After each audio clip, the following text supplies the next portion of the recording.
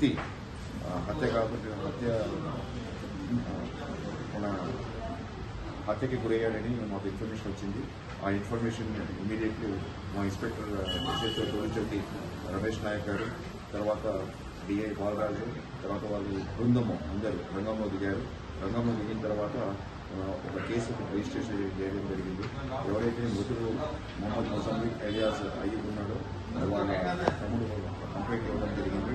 ఆ కంప్లైంట్ మీద మేము హత్య కింద కేసు రిజిస్టర్ చేశాము. ఆ రిజిస్ట్రేషన్ చేసిన తర్వాత దర్యాప్తులో భాగంగా మాకు నిన్న ఈవినింగ్ తెలిసింది ఏమంటే ఒక మొహమ్మద్ ఇషాక్ ఎలియాస్ ఖాలిద్ అనే వ్యక్తి హత్య చేశాడు అని మాకు తెలిసింది. ఈ హత్యకు కారణం ఏమంటే ఇద్దరు ఆటో డ్రైవర్స్ గత కొంతకాలంలో ఇద్దరు స్నేహితులుగా ఉంటారు. నిన్న చిన్న సెల్ ఫోన్ విషయంలో ఇద్దరు గొడవపడి నైలాన్ ఘాట్తో ఆయనకి గొంతులో బిగించి హత్య చేస్తాడు. నిన్న ఈరోజు మార్నింగ్ వాళ్ళ దర్యాప్తులో భాగంగా ఖాలిద్ని ఓయో హోటల్ హకీంపేట్ దగ్గర ఆధీనంలో తీసుకోవడం జరిగింది. కన్ఫెషన్ చేసిన తర్వాత ఆయన ఈ నేరాన్ని ఒప్పుకున్నాడు.